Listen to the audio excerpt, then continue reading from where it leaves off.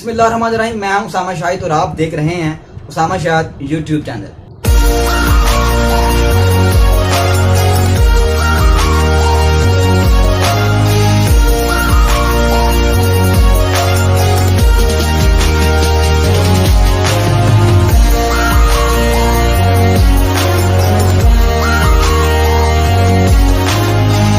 नाज़रीन, आज हम बात करेंगे अफगानिस्तान के बारे में और तालिबान के बारे में। सबसे इस वीडियो के दो पार्ट होंगे। पहले पार्ट में हम डिस्कस करेंगे अफगानिस्तान की हिस्ट्री कि अफगानिस्तान के ऊपर किस किस मुल्क का कब्जा रहा और अफगानिस्तान में कौन कौन राजा रहा।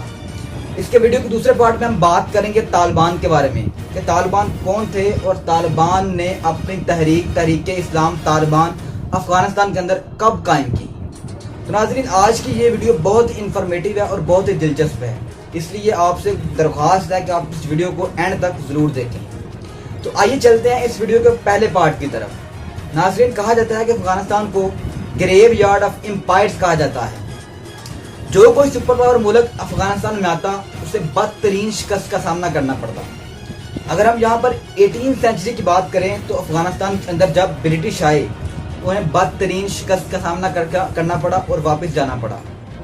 इसके बाद 20वीं सेंचुरी में जब सोवियत यूनियन अफगानिस्तान के अंदर आया तो 9 साल बाद उसे अफगानिस्तान से इनखला करना पड़ा और वापस जाना पड़ा। इसके बाद जब 21वीं सेंचुरी में अमेरिका यूएस अफगानिस्तान के अंदर आया तो 20 साल अफगानिस्तान के अंदर काबिज रहने के बाद उसे अफगानिस्तान से इनखला करना पड़ा और अपनी नाक को कटवा कर वापस जाना पड़ा। नाज़रीन, ऐसा नहीं है कि अफगानिस्तान को किसी ने फतह नहीं किया था। अगर आप हिस्ट्री का मुताला करें आपको ऐसी बहुत सारी इंस्टेंसेस मिलेंगी कि जिन्होंने अफगानिस्तान को फतह किया था। अगर मैं आपको यहाँ पर कुछ बता दूँ कि तो अफगानिस्तान को सबसे पहले अरब किंग्स ने फतह किया था। इसके बाद मुगल रूलर शाहजहां ने फतह किया था। नाज़रीन, कहा जाता है कि अफगान वॉरियर्स अपने दुश्मन ममालिक को अफगान सरजमीन पर ऑक्यूपाई करने के लिए बड़ा टफ टाइम देते थे। अगर हम 1800 से बात करें तो उस दौरान नॉर्थ के अंदर एक बड़ा रशियन एम्पायर था और साउथ के अंदर एक बड़ा ब्रिटिश एम्पायर था और इन दोनों ममालिक के दरमियान अफगानिस्तान था और दोनों ममालिक एक दूसरे के ऊपर शक कर रहे थे कि कहीं कोई दूसरा मुल्क अफगानिस्तान की सरजमीन को ऑक्यूपाई ना कर ले। नाज़रीन, इस दौरान एक बड़ा फेमस कार्टून भी बना था जिसमें ब्रिटिश को शेर दिखाया गया था और रशिया को बालू दिखाया गया था और इन दोनों के दरमियान अफगानिस्तान था। नाज़रीन, वेस्टर्न कंट्रीज के अंदर अफगानिस्तान को लोग इतना जानते नहीं थे, लेकिन जब एक Scottish explorer Alexander Burns Afghanistan आए और सेफली यहाँ से वापस चले गए तो उन्होंने अफगानिस्तान के सफ़र के ऊपर एक किताब भी लिखी जिसका नाम उन्होंने लिखा ट्रैवल इनटू बुखारा, और ये किताब उस वक़्त की बेस्ट सेलर किताब भी बनी थी। इसके बाद 1830 में ब्रिटिश बड़ा कॉन्फिडेंट था कि हम अफगानिस्तान को कंकर कर लेंगे और अफगान सरजमीन को ऑक्यूपाई कर लेंगे। उस वक़्त अफगानिस्तान के राजा का नाम अमीर दोस्त मोहम्मद था। तो बरतानिया ने जंग छेड़ दी और अमीर दोस्त मोहम्मद को उसकी कुर्सी से उठाकर अपने एक आदमी शुजा दुरानी को उसकी कुर्सी के ऊपर बिठा दिया। नाज़रीन, उस वक़्त अफगानिस्तान में कोई आर्मी नहीं थी। अफगानिस्तान में छोटे छोटे गाँव थे और हर गाँव का एक एक चीफ था। सब लोगों ने एक चीफ अकबर खां के अंडर मिलकर ब्रिटिश के खिलाफ जंग का ऐलान कर दिया और इस तरह ये जंग 3 साल तक चलती रही और इसमें ब्रिटिश के पास जदीद असला भी था, लेकिन इसके बावजूद भी उनको यहाँ पर शिकस्त का सामना करना पड़ा। इसके बाद जो शुजा दुरानी था उसका कत्ल हो गया और अफगानियों ने अपने आदमी अमीर दोस्त मोहम्मद को दोबारा उसकी कुर्सी के ऊपर बिठा दिया। नाज़रीन, इस जंग को फर्स्ट एंग्लो अफगान वार भी कहा जाता है। इसके बाद 1878 में सेकंड एंग्लो अफगान वार हुई और इस वार में ब्रिटिश ने अफगानिस्तान के ऊपर हमला किया और इस जंग में ब्रिटिश को कामयाबी मिली और उन्होंने अपने एक नए अमीर अब्दुल रहमान खान को सपोर्ट किया। नाज़रीन, इसके बाद 1893 में ब्रिटिश इंडिया और अफगानिस्तान के दरमियान एक बॉर्डर बनाया गया जिसे ड्यूरेंट लाइन का नाम दिया गया। इसके बाद 1907 में ब्रिटिश और रशिया ने आपस में ये वादा किया जिसमें रशिया ने यह कहा कि अफगानिस्तान के ऊपर सिर्फ और सिर्फ ब्रिटिश का ही फियर ऑफ इन्फ्लुएंस है, इसलिए हम आज से अफगानिस्तान से दूर रहेंगे। लेकिन 1918 में इसके बाद अफगानिस्तान के अंदर थर्ड एंग्लो अफगान वार हुई और ये वार अफगानियों ने बड़े जोश और जज्बे के साथ लड़ी थी और अफगानी इस वार को वार ऑफ इंडिपेंडेंस भी कहते हैं, क्योंकि इस जंग में अफगानियों को मुकम्मल आज़ादी मिल गई थी और उन्होंने इस जंग में बरतानिया को शिकस्त दे दी थी और बरतानिया ने भी अफगानिस्तान की इस आज़ादी को कबूल कर लिया था। इस वक्त अफगानिस्तान के राजा का नाम अमानुल्लाह खान था और अमानुल्लाह खान ने ब्रिटिश के खिलाफ जंग जीती थी। लेकिन कुछ लोग कहते हैं कि ब्रिटिश ये जंग जानबूझकर हारा, क्योंकि ड्यूरन लाइन जो ब्रिटिश इंडिया और अफगानिस्तान के दरमियान मौजूद थी वो परमानेंट बॉर्डर बन जाए और आज भी ये परमानेंट बॉर्डर पाकिस्तान और अफगानिस्तान के दरमियान मौजूद है। नाज़रीन, अमानुल्लाह खान एक बड़ा लिबरल आदमी था। अमानुल्लाह खान ने जंग जीतने के बाद अफगानिस्तान को मोनार्की डिक्लेयर कर दिया और इस तरह अफगानिस्तान किंगडम ऑफ अफगानिस्तान बन गया था। ये लिबरल इसलिए था क्योंकि इसने अपनी जिंदगी के अंदर सिर्फ और सिर्फ एक ही शादी की थी। इससे पहले जितने भी राजा थे उन्होंने अपनी जिंदगी के अंदर मल्टीपल शादियां की थी। इनकी बीवी का नाम सुनाया तारजी था और 1926 में इनकी बीवी सुनाया तारजी को क्वीन का दर्जा भी दिया गया था। सुनाया तारजी ने अफगानिस्तान के अंदर औरतों के लिए बहुत ज़्यादा काम किया था।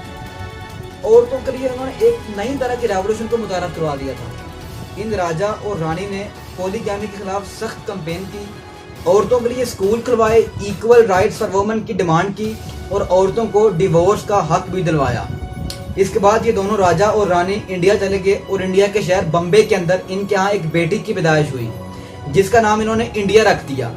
इसके बाद ये दोनों राजा और रानी अपनी बेटी के साथ रूम चले गए और रूम में जाकर इनकी बेटी जिंदगी बसर करने लगी और आज तक इनकी बेटी रूम के अंदर ही जिंदगी बसर कर रही है और आज उनकी उम्र 92 ईयर्स हो गई है। इसके बाद अफगानिस्तान के नए राजा का नाम नादिर शाह था और बाद में नादिर शाह के बेटे जाहिर शाह 1933 के अंदर अफगानिस्तान के नए राजा बने और जाहिर शाह ने अफगानिस्तान के अंदर 40 साल तक हुकूमत की थी। इसके बाद जब 1947 में तकसीम हिंद हुई और जब पाकिस्तान और इंडिया ब्रिटिश से आज़ाद हुए तो इसके बाद पाकिस्तान और अफगानिस्तान के दरमियान जो एक बॉर्डर था उसको परमानेंट बॉर्डर बना दिया गया, जिससे अफगानिस्तान को बड़ा मसला हुआ क्योंकि अफगानिस्तान पाकिस्तान के अंदर मजीद ज़मीन चाहता था। अफगानिस्तान पाकिस्तान की मजीद सर ज़मीन को ऑक्यूपाई करना चाहता था और अफगानिस्तान की जो पॉपुलेशन है उसमें तकरीबन 38% पश्तून हैं और पाकिस्तान के सूबे KPK के अंदर बहुत ज़्यादा तादाद में पश्तून रहते हैं। इसी वजह से अफगानिस्तान ने पाकिस्तान के अंदर सेपरेटिस्ट मूवमेंट को सपोर्ट किया और इस मूवमेंट को जाहिर शाह के कज़न जो कि उनके प्राइम मिनिस्टर भी थे दाऊद खान ने सपोर्ट किया और इस तरह पाकिस्तान ने अफगानिस्तान के ऊपर अपने बॉर्डर हमेशा के लिए बंद कर दिए और पाकिस्तान ने अफगानिस्तान के साथ हर किस्म की ट्रेड बंद कर दी और इस पर जाहिर शाह ने अपने कज़न जो कि उनके प्राइम मिनिस्टर भी थे दाऊद खान को रिजाइन करवा दिया 1963 के अंदर। नाजरीन, इसके बाद 1965 में अफगानिस्तान के अंदर पार्लियामेंट्री इलेक्शन की मंजूरी मिल गई और इन इलेक्शन का मकसद ये था ताकि लोग अपना प्राइम मिनिस्टर इलेक्ट कर सकें और इसके कुछ रूल्स थे। उनमें से एक रूल ये भी था कि किसी भी रॉयल फैमिली के मेंबर को पॉलिटिकल ऑफिस का होल्ड नहीं मिलेगा और इसका सबसे बड़ा मकसद ये था कि दाऊद खान को दोबारा प्राइम मिनिस्टर बनने का मौका नहीं मिलेगा। इसके बाद 1973 आता है और 1973 में उस वक़्त के अफगानिस्तान के राजा जाहिर शाह एक फॉरेन ट्रिप पर गए हुए थे और इस दौरान दाऊद खान जो कि उनके कज़न थे उनको मौका मिलता है और वो अफगानिस्तान के अंदर तख्ता पलट देते हैं और इस तरह अफगानिस्तान के अंदर अपनी हुकूमत को बना लेते हैं और अपने आप को अफगानिस्तान का राजा नहीं बल्कि अपने आप को अफगानिस्तान का प्रेसिडेंट डिक्लेयर कर देते हैं और इस तरह अफगानिस्तान एक रिपब्लिक और पीसफुल मुल्क बन गया और इसके बाद अफगानिस्तान के अंदर बाहर के लोग टूर के लिए आए और इस तरह अफगानिस्तान के अंदर टूरिज्म को फ़रोग मिला।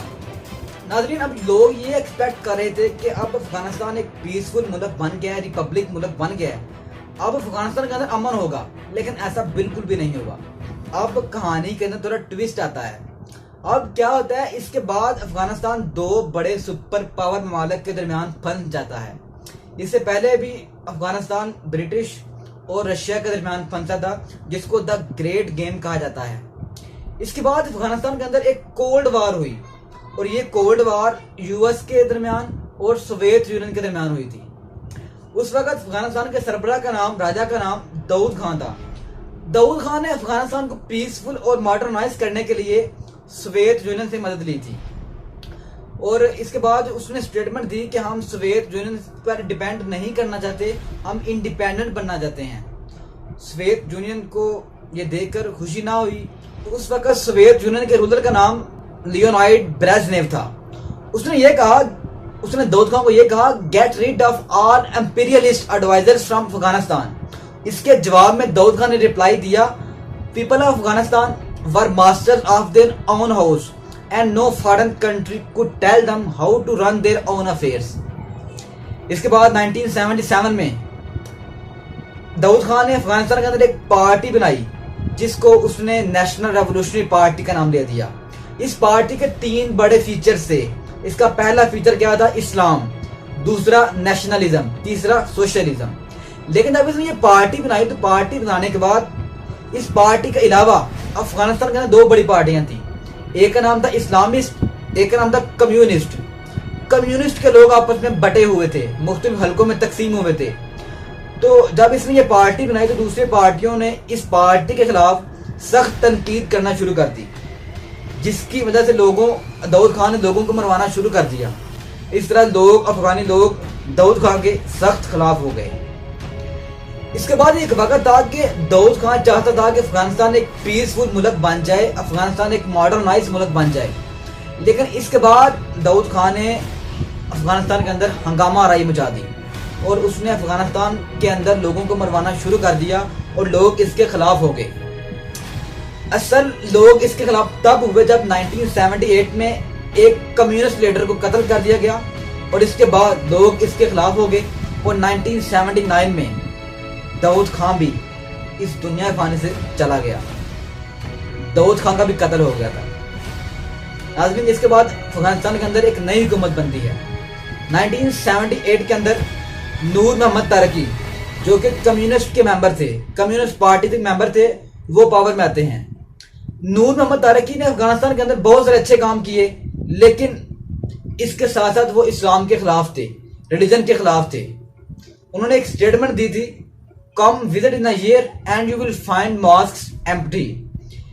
इस स्टेटमेंट के बाद इस्लामिस्ट पार्टी के लोगों ने कम्युनिस्ट पार्टी के लोगों के ऊपर एक वार डिक्लेयर कर दी, एक जंग डिक्लेयर कर दी और जिसके बाद 1979 में इस्लामिस्ट पार्टी ने नूर मोहम्मद तारकी को कत्ल कर दिया।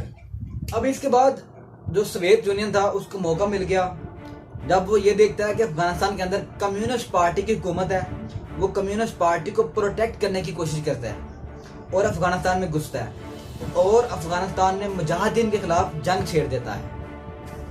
अब अमेरिका जो उसका दुश्मन था, अब वो कहाँ पीछे रहता?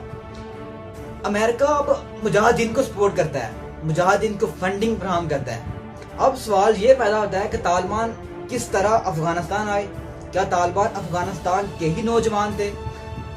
और अमेरिका किस तरह अफगानिस्तान के ऊपर काबिज रहा? उसने किस तरह अफगानिस्तान के ऊपर कब्जा किया और 20 साल तक तकरीबन अफगानिस्तान के ऊपर उसने कब्जा रखा। इसके लिए इंशाल्लाह मैं आपको नेक्स्ट वीडियो बनाऊंगा तालिबान की बैकग्राउंड के बारे में, तालिबान की हिस्ट्री के बारे में, तालिबान कौन थे, तहरीक तालिबान कब कायम हुई। आई थिंक कि आज के लिए ये इतनी इंफॉर्मेशन काफ़ी है। इंशाल्लाह तालिबान के ऊपर मैं एक ज़्यादा वीडियो बनाऊंगा। पाकिस्तान जिंदाबाद, पाकिस्तान पाइंदाबाद।